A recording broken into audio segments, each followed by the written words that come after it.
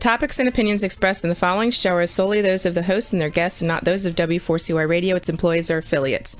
We make no recommendations or endorsements for radio show programs, services, or products mentioned on air or on our web. No liability, explicit or implied, shall be extended to W4CY Radio or its employees or affiliates. Any questions or comments should be directed to those show hosts. Thank you for choosing W4CY Radio.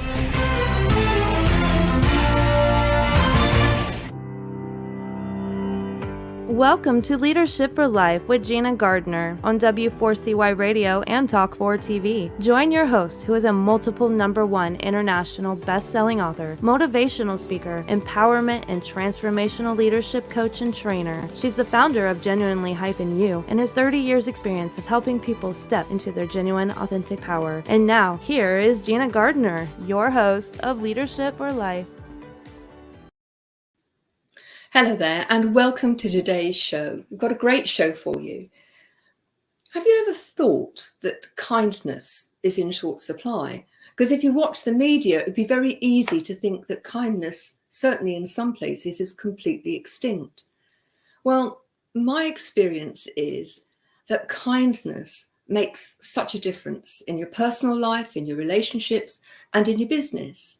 And my guest, Russell Conway, is going to talk to us about kindness being the simplest business ethos when we get together after the break.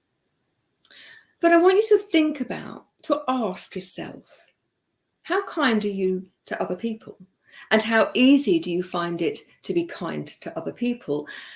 How kind are you to yourself? And how easy do you find it? Now, kindness has been a theme that we've used on more than one occasion, and I make no apology for that, because I believe that kindness is incredibly important.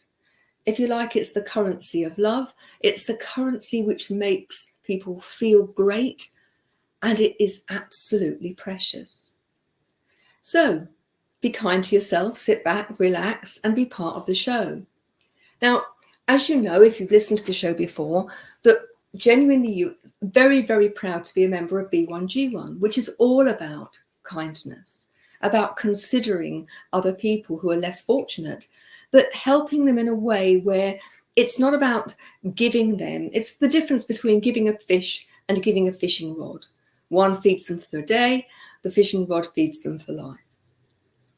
Now, you can help, because if you comment during the live show through the comment box, or you email me after the show at gina@genuinely-you.com, we will donate on your behalf to one of the projects. And you can choose a project which is around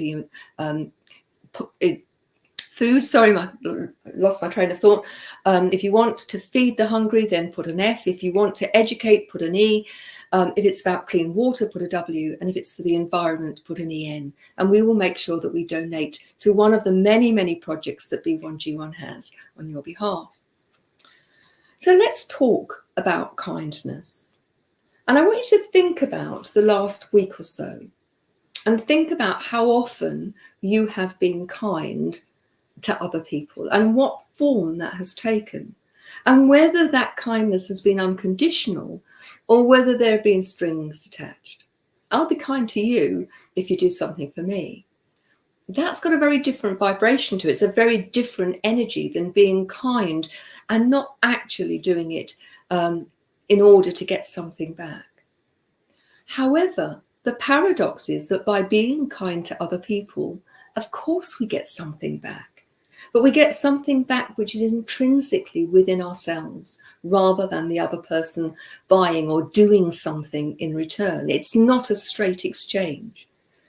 My dad had a great saying, and the saying was, cast your bread upon the waters and it will come back to you 10,000-fold. And when we are kind to other people, particularly when we are unconditional about that kindness, it doesn't necessarily come back straight from that person. But there is, as I say, a currency, a vibration around kindness, which comes back to us. It makes us feel good. It makes us feel that we are doing the right thing. And that has a huge impact on our sense of well-being and the sense of who we are. What I find interesting is how, and I'm talking about me as well, how much easier it is to be kind to other people than it is to ask other people to be kind to us or to be kind to ourselves. And it's one of the big lessons that I've learned in my life's journey, how vital it is that we treat ourselves with the same level of kindness that we find easy to give to other people. So what form does kindness take? And sometimes it's as simple as listening, as making eye contact with someone and making them feel valued because you are giving them your time. Sometimes it's easy to be kind and do the grand gesture, but many people do the grand gestures. They donate to charity and then continue to be unkind to people in their family or unkind to themselves. And it just strikes me that kindness should be something that is part of the bedrock of our very daily existence. If you find it difficult to be kind to yourself, think about why that is. Do you value yourself? Do you believe that you're worth it? Because when you do value yourself and recognize that you're not, well, you are perfect, but you have wobbly bits and bits that aren't quite so good. Ultimately, the being kind to yourself means that you aren't self-indulgent, that you look after your body, that you look after your mind and your emotions and your spiritual journey and allow yourself to be the best you can be. Because anything less than that is actually unkind. But it is also recognizing that when you are really exhausted, that taking time to regenerate your batteries, to be able to rest and to allow yourself that time to recover, that's a kindness. It's a necessary kindness.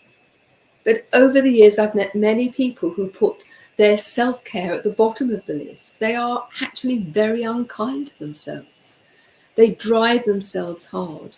They say yes to everybody else and put their priorities at the bottom of the pile and then are frazzled and fragmented because they haven't got the time. So, kindness. Think about how kind you are, because it's interesting that the kinder we are, the happier we are. The kinder we are, the more successful we are. But if you are kind and you expect there to be huge strings attached, I'm going to do this, but I expect a return on that investment. That's not true kindness. When we're talking about business, and we're going to be talking about that after the break, then things take on a different aspect. But ultimately, being kind is good for your life standards. It's good for the quality of your relationships, and it's blooming good for business too. Let me give you an example of what I mean. Steve Pike was on a few weeks ago, and he was talking about B1G1. Now, there's a guy who's been incredibly successful in business, and he has now retired, sold his businesses, and spends all of his time voluntarily working, helping B1G1 raise their profile and raise their awareness. And he gave a really great example of two businesses, two coffee shops on the same high street. And most towns have got more than one coffee shop in the high street. One of them, bog standard, take the coffee, go and drink it, that's it. And the other which said, every cup of coffee, we will donate a penny or a couple of cents or whatever it was to B1G1. Now, over the year, they sold hundreds of thousands of cups of coffee. So the customer didn't notice the penny or a couple of cents. But ultimately, those built up and they made a real impact, a real difference to those projects that were that they supported through B1G1. Now, imagine yourself walking down that road. Which cup of coffee would you rather drink? Would you rather drink a cup of coffee where you know that in the pleasure of your drinking the coffee or the cup of tea or the whatever it was you were taking from that coffee shop was actually at the same time going to do a bit of good? Hugely positive for your business. And that coffee shop in that street did far better than its competitor, who didn't see the value of being kind and giving. So we're going to have a short break now. And after the break, I'm going to introduce Russell to you. And we're going to talk about how kindness is the simplest business ethos. So don't go away.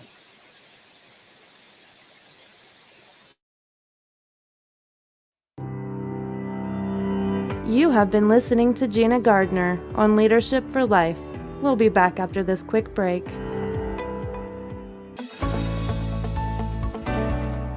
Want to get the best out of life personally and professionally?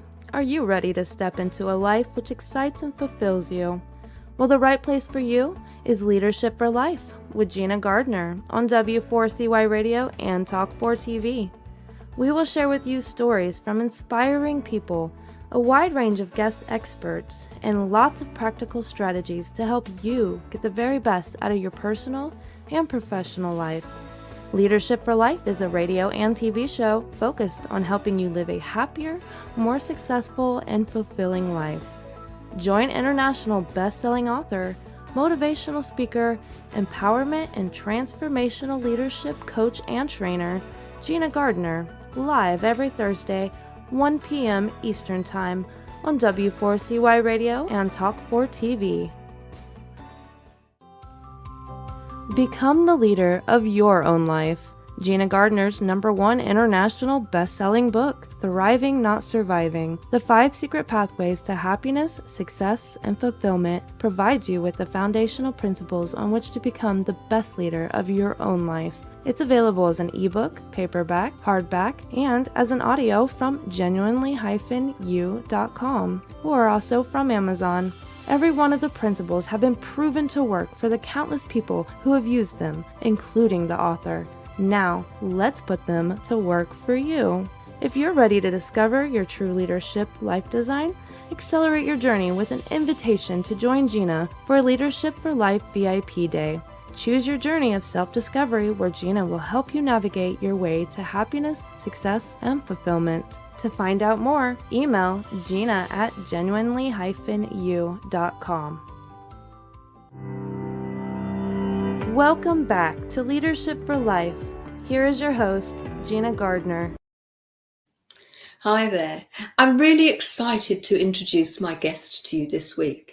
His name is Russell Conway, and he's based on the southwest tip of the UK in Cornwall, which is just beautiful.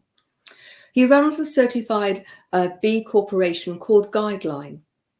Russell describes himself as a kindness pirate, a true community builder. He's also a Cornish ambassador, hosts a sustainability podcast called The Green Elephant Show, and loves helping businesses become kinder and simpler. So I'd like to introduce Russell Conway. Hello, Gina. Hello there, and thank you so much for joining me. There's so much to talk about. But Yes. before we start, can you just share with us your journey? How have you moved into becoming a kindness pirate? It's a wonderful term. I just love it. I think we're going to nick that.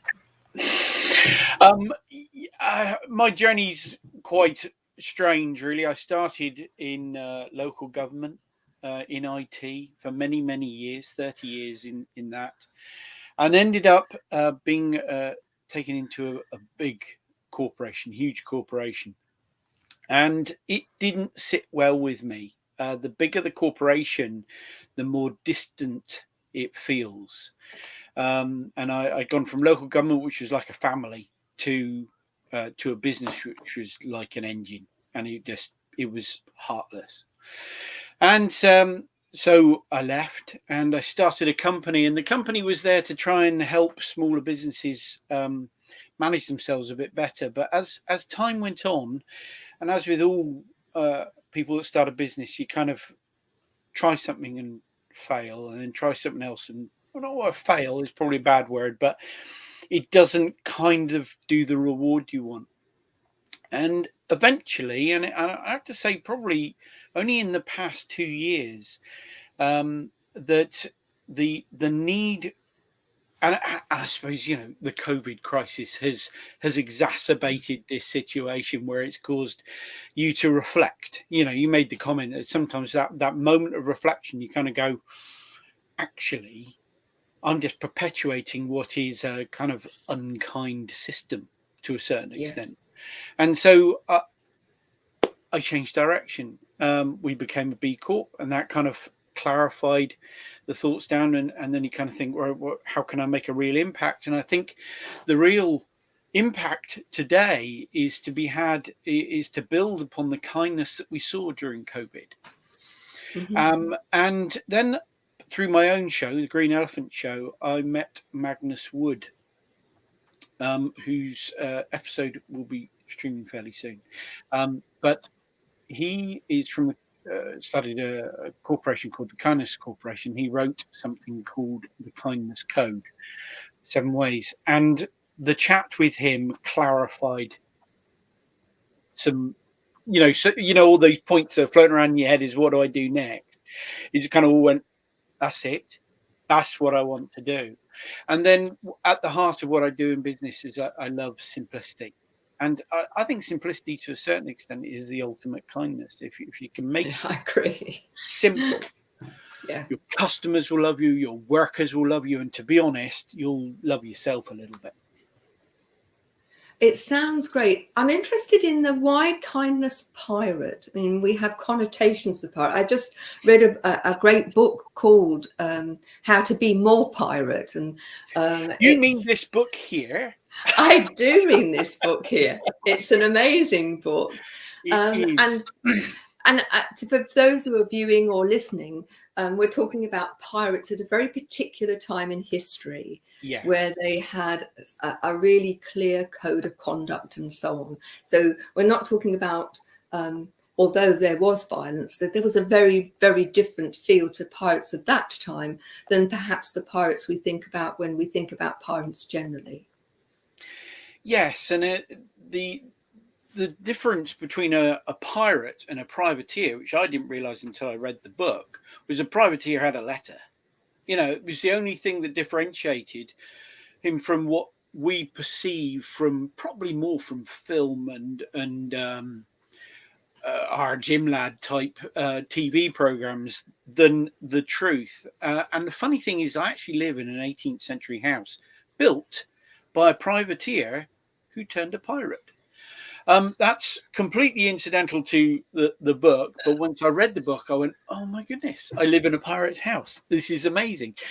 And the Golden Age, they set a code, and the code was blissfully simple. It was so simple. Some of the codes written by the early pirates were 6 statements, 10 statements. It wasn't the policy nightmare that you live in. Even in small businesses, you end up with 25 policies to run your HR and your finance and your purchasing, and you go, and they had like 10 statements, one of which gave health insurance. One which gave everyone a fair vote, regardless of gender, race, all the stuff that we or position within the crew. That's right. The captain had 1 vote, the quartermaster had 1 vote, and the guy in the galley scrubbing plates had 1 vote, and they all got a fair share. And what wasn't, we now see CEOs. We've seen CEOs being paid 200,000 times more than the lowest paid person in the business. I mean, that is ridiculous. And here we are talking about captains who got paid 2, possibly 4 times more than the sailor. And the pirates were nothing. Violence wasn't their outcome. They built health insurance into their community pot, so to speak. So if you lost a leg whilst you were in pirate service, in the crew, you got £800. Now imagine £800 in 1701. In today's money, we're talking about hundreds of thousands, aren't we? Hundreds of thousands of pounds. That's right. And if you lost an arm, it's 600. So violence wasn't in the pirate. It wasn't beneficial to them because they kind of had to pay out if they lost limbs. But it did give everyone a lot of confidence and reassurance. But the big difference is they broke the rules. They challenged what had become established. Now, of course, what was established back then is nothing like what we referred to as the enlightened world we have today, maybe, and we've got more, and I say more equality, but not equality. We have more racial acceptance. We have perhaps more on top of our unconscious bias, maybe. There's still a very long way to go, isn't there? Yeah. And I'm trying to temper my words down before anybody goes, what do you mean there's equality? I know there is not equality. But they championed equality in a world which was so violently against it. There were, women were degraded to, the lowest roles if they had to. And well, they were actually belongings. They weren't seen as people in their own right, were they? Could well have been in that, unless you're in the aristocracy, and then of course money talks, doesn't it? But even in the aristocracy, and I would say particularly in the aristocracy, women were married off because people wanted to maintain their lands. But once they did, they didn't own anything. Their husband took on their fortune. Yeah, that's true. And they couldn't inherit anything if they were the only daughter, and it ended up they had to get married so that they could actually live in comfort again. And yeah, you're right. So absolutely. And back then it was quite marked. And so the pirate code was light years ahead of what we, to a certain extent, even what we had today. Back in the 20s, women didn't have a vote in the UK. No. And so they were way ahead of their time. They broke the rules, and they broke the rules. They didn't just break them and anarchy. They broke them and they replaced them with something fairer, something better. And so we so often use the word disruptive and activists and stuff like that, and even extreme activism. But pirate is the reason I use pirate is, one, it's a little bit funny and people go, what do you mean? What? Just because because you're from Cornwall, you get to call yourself a pirate. But I'm taking it you don't turn up with a parrot on your shoulder. See, stereotypical pirate. Yeah, I know. I'm not going to catch you on your unconscious bias against pirates. But no, the reason I use pirate is because I do like to entertain. I think it's witty, and sometimes we're just a little bit too serious with ourselves. And so I'm kind to myself because I make it very much easier. People come and talk to me on LinkedIn, and they go, "Oh, what do you mean by kindness pirate?" It's a great introduction. It's a great icebreaker. Yeah. What am I? I'm just somebody who likes to help businesses challenge the rules. They've got into a habit, especially growing businesses. They've gone from micro, they've gone to small. They had policies put in. They put policies on top of traditional systems, and then they've been told that they need to be more flexible. So instead of going back to foundations and rebuilding a flexible environment, they go, oh, let's put a flexible working policy in. Oh, let's improve our maternity policy and our paternity. Oh, let's have an adoption policy. Let's have a pet adoption policy. And which is one I saw the other day, which I thought was fantastic. Right. You go get yourself a new pet, you get a couple of weeks pet adoption on. And goodness me. So, I know. But they layer it on top. And actually, when you come down to it, the simplest policy is be kind. And if you're kind to your employees, wouldn't that be giving them the time off they need? Wouldn't that be, if they ask for it, then, within reason, we've got to run a business, but give it to them. And maybe we should go back to basics and start where the pirates started, which was, hey, how would we do this if we were to start afresh? And that could be seen very daunting to some businesses, but that is the challenge we like to set ourselves. It's interesting, isn't it? And there's lots to unpack there. And I work strategically with businesses, and you're so right. Actually, right's an absolute, isn't it? But the people build on, they layer it on. It's rather like the rocks that have been layered in times gone by. That each layer is built on the other, and it gets set rock hard. And people have this view of, well, you've got to do it that way because we've always done it that way, rather than actually, if you were to do it in a way that worked well for you now, what would it look like? Yeah. You talk about kindness. I often talk about with leaders how valuable, how precious creating goodwill is, and goodwill is based on kindness. Yeah, it is. And I liken that to a bank account, that when your bank account is full and in black, you can go and purchase special offers. You can go on a nice holiday. You have choice and freedom. But when you go into the red, then you're getting rude letters from the bank and it's costing you charges and you have no flexibility. But so building up your bank account of kindness or goodwill, I think, is one of those ways where, as an enlightened leader, that you can really not only help your staff, but also help your business. Yeah, and you know how rich people get richer. Yeah, Seems to be the thing that happens. There was a quote I saw the other day from Scott Adams, who I think does the Dilbert cartoons, and he said, "Remember, every act of kindness has a ripple. It has that has no logical end. It's, we see a ripple and you see it kind of go out and it dissipates, but actually a ripple of kindness can go in and just carry on." Yeah. And there's a bit of science there that actually perceiving an act of kindness, even if you're not the recipient of it, they're seeing somebody else doing an act of kindness. That can improve your dopamine levels and your oxytocin, which are the kind of the almost a drug. It's the feel good. They're feel good hormones, aren't they? And they're a huge antidote to stress.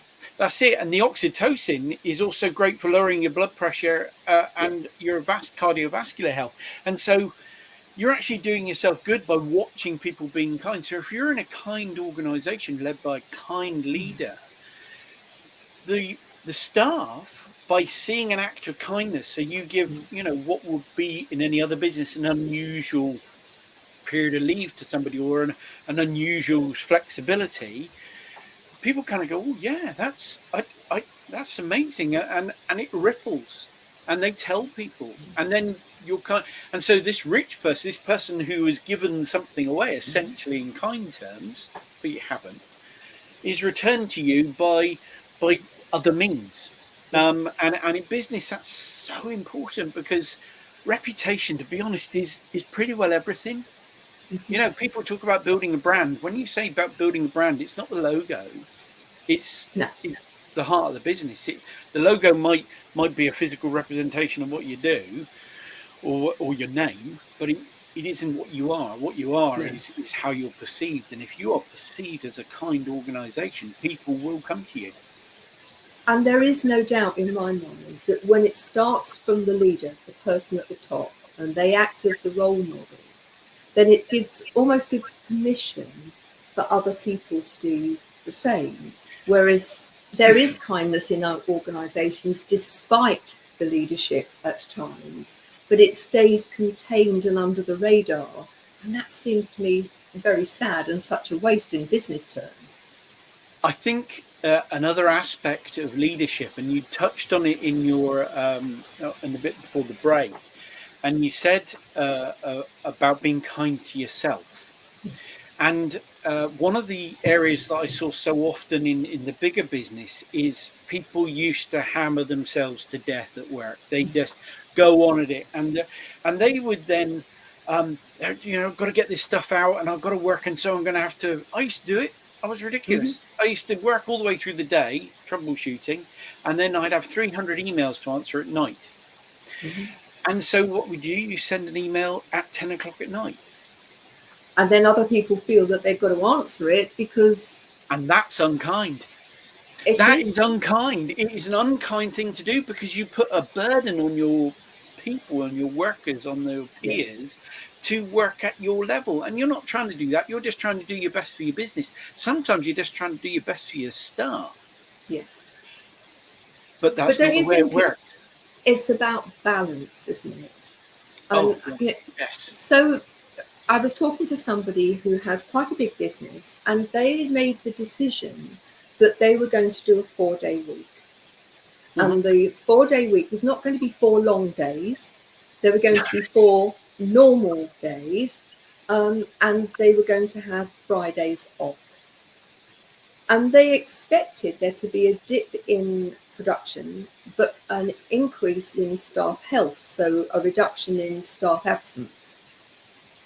Interestingly, they found that staff absence went down to almost nothing, and if people were absent, they were absent because there was something catastrophic rather than for little things. Yes. And production went through the roof, that people felt valued, that they felt trusted, and they came into work with a smile, and they just cracked on, and they worked hard on those 4 days in the knowledge that they had 3 days to recharge their batteries and to be them, to not worry about work. And it was interesting how many people in the group, there was a group of us who were part of a networking group, how many business owners looked aghast at this as a possibility and could not see the value of doing that. And of course, there are some industries where that would not work. You can't have a hospital open for 4 days a week. However, you can accommodate in a whole range of ways.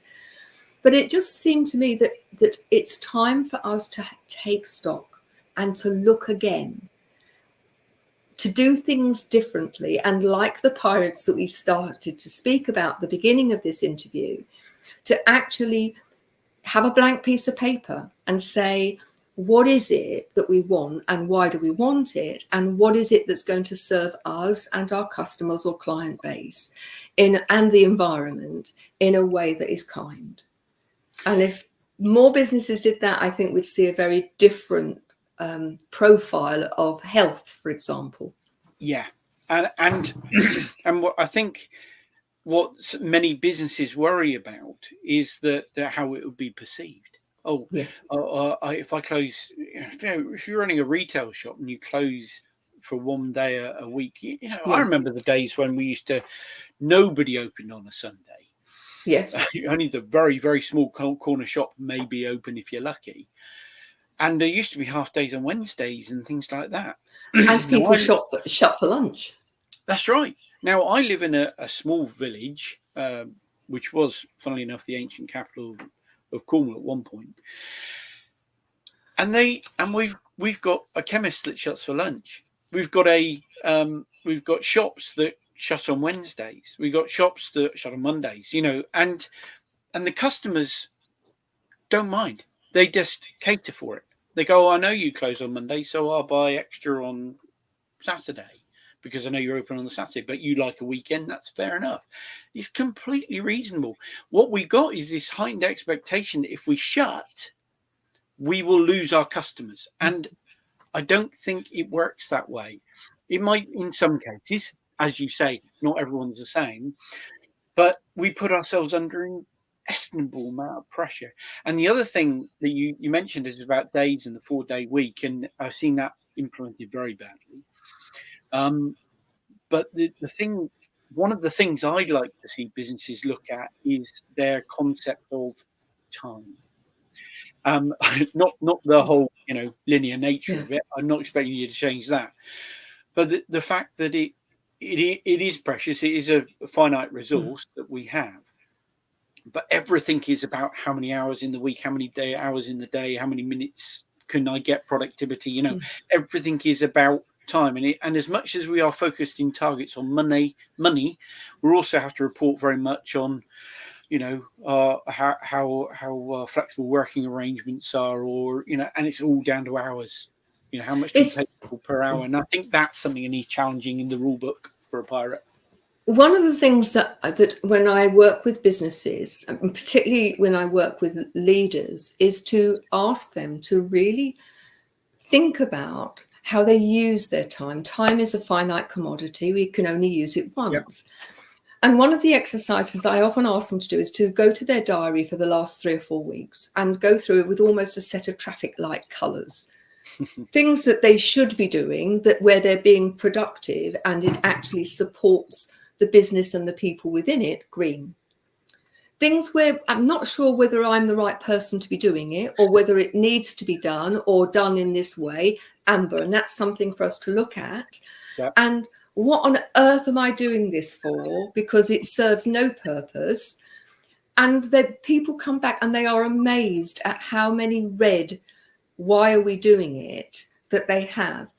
Now, you can use the same exercise with all of your policies and say, which bits of these policies are still active, still serving us, actually doing the job, and which aren't, and use the traffic light system. Yeah. And people are absolutely amazed at how much is redundant and how big a difference there is between being busy and being productive. And when you stop filling your time with busyness, then life becomes much easier, and it's much easier to be kind because you're not stressed, overwrought, overworked and overwhelmed. Yeah. And then the 4-day week or the reduced hours in the week or not working 14-hour days becomes very much more achievable and without an impact. In fact, you'll see a positive response because the time you are working is so much more productive. Yeah. It's interesting because in your bio, you talk about the importance of being kind to the environment. Actually, it's not in your bio, but it's in some of the paperwork, and we've talked about that. Many businesses are now, or businesses now in general, are being asked to be much more aware of the environment and the impact on that. Yeah. So when you go into a business, what are the sort of principles and advice that you're offering businesses to help them achieve that aim? Well, obviously the subject of the environment and the impact you can have on the environment is a massive one. We get a lot focused on the CO2 issue because it's kind of tunnel vision at the moment because of the global warming. Yeah. Whether you believe in that or not. There is a risk that there is global warming and it's human created, and CO2 is not the only issue. And so what we like businesses to do is open up their books and where do I get my stuff, looking at your supply chains, actually look at where your raw material comes from for your product. Obviously, if you're service led, then what do you do to make that service happen, and what do you use? Because all of us use resources, and we can't. We're sitting here talking on PCs which have been built out of aluminium and plastic and gold and platinum and bore and all sorts of stuff, glass and sand, and we're using electricity and we're using the internet, and we are creating CO2. We can't help but do it. No. As long as we're alive, we're doing that kind of thing. So we really need to. The first thing is awareness. You just need to be aware of what your footprint is, if you want to call it. And by footprint, I'm enlarging that out to what am I potentially polluting? It could be noise pollution. It doesn't have to be water runoff or with pesticides in it or anything like that. But obviously that all needs to be counted. And so what we look is for a deep dive is you've got to be aware of what you are doing, what your impact is, your negative impact, because then once you're aware, you can kind of go, oh, that's not good. I can start adjusting, because one of the big problems is the ability for those people that are wealthier and those businesses that have got more capital is to offset, to feel good. I'll go do something over here. You mentioned B1G1, brilliant, love that, and I'll give more. I'll give more to charity, or I'll plant more trees, or I'll do something to offset how evil I'm being over here. But there was a fantastic video. It talks about a murder offset that Sherlock Holmes finds this guy, and he says, "You're the you're the murderer. And he goes, you're right. He said, but I got a murder offset. I went to Jack the Ripper in London and asked him to stop murdering for a month. And so the world is a little less murdery. And when you look at it from that perspective, you realize that we got to cut down what we do at the core, not just compensate for it elsewhere. Yeah. So the first thing we must do, every business must do to be kinder to the environment, is to know what you are doing to it. Because until then, you won't know what to do to change. And then you go, right, how can I become more circular, for example, in circular donut economics? And you start looking at where you get your raw materials from, and perhaps changing your supplier base. And then it starts, the action that comes out of that allows you to align to a far kinder, more environmental route. That's so important, isn't it? Because you're being good in one arena actually doesn't negate the need to be very honest and clear about what's happening. And ultimately, if you can sort the root cause out, don't stop giving in other ways, but actually sort what the problem is, rather than it's not my responsibility, I'm being good. That's right. Yes. And you can't constantly pay stuff off to make it go away, or let's just let it go away. And I think I'll make a call out to every person that's a multimillionaire, is that having you and your partner having a 14-room house sitting in the LA hills with a heated swimming pool and a constantly running sauna is not good for the environment, and it's not kind to your neighbor. Even I'm not talking about your direct next door neighbor, I'm meaning your poverty-stricken neighbor who can't afford to heat their house. So we're at the end of our time. We always ask people to choose one of the projects, and you have chosen project number 1, which is all about education. Yes. And educating people so that they can find their way out of poverty. Yes. So thank you for choosing that. Also, thank you for being a great guest. You've opened a conversation to which I think there needs to be many more conversations, because ultimately, if you're going to be the leader of your own life, then leading that with kindness is so important. And if you're the leader of the business, then even more important, because people will follow your lead. So thank you very much, Russell. It's been great. Don't go away. We've got a short break. Please come back, and then we'll finish the show. But Russell, thank you once again. Been great. See you in a minute.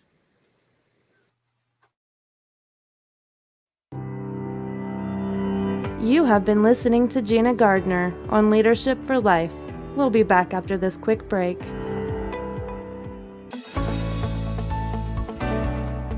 Want to get the best out of life personally and professionally? Are you ready to step into a life which excites and fulfills you? Well, the right place for you is Leadership for Life with Gina Gardner on W4CY Radio and Talk4 TV. We will share with you stories from inspiring people, a wide range of guest experts, and lots of practical strategies to help you get the very best out of your personal and professional life. Leadership for Life is a radio and TV show focused on helping you live a happier, more successful, and fulfilling life. Join international best-selling author, motivational speaker, empowerment and transformational leadership coach and trainer, Gina Gardner, live every Thursday, 1 p.m. Eastern Time on W4CY Radio and Talk4 TV. Become the leader of your own life. Gina Gardner's #1 international best-selling book, Thriving Not Surviving, The 5 Secret Pathways to Happiness, Success, and Fulfillment, provides you with the foundational principles on which to become the best leader of your own life. It's available as an ebook, paperback, hardback, and as an audio from genuinely-u.com, or also from Amazon. Every one of the principles have been proven to work for the countless people who have used them, including the author. Now, let's put them to work for you. If you're ready to discover your true leadership life design, accelerate your journey with an invitation to join Gina for Leadership for Life VIP Day. Choose your journey of self-discovery where Gina will help you navigate your way to happiness, success, and fulfillment. To find out more, email Gina at genuinely-u.com. Welcome back to Leadership for Life. Here is your host, Gina Gardner. So if you think about kindness and you want to know more, I didn't ask Russell actually on air where you can find him. So it's at Russell at Guideline, and Guideline is spelt GYDELINE.com. There it is, Russell at Guideline.com, and you can contact him there. We have just a minute or so left, and I just want to ask you to really consider how you can be kind to yourself and others in the next week. And I'd love to hear from you. What are the things that you're doing, those things that you're doing perhaps a bit differently, to be kind to yourself? If you're a business owner and you'd like to be involved with B1G1, then email me and I'll let you have the code. It's a great organization, and not to do it to offset something else that you're doing, but to do it because it's a great thing to do. It doesn't have to cost you a huge amount of money. The impacts are organized in such a way to make it easy to give, even if you're a one-man band and a very tiny business. So thank you for joining me. I look forward to seeing you next week. Got another great guest for you next week. But in the meantime, choose to be the leader of your own life. Take care and be kind. Bye-bye now.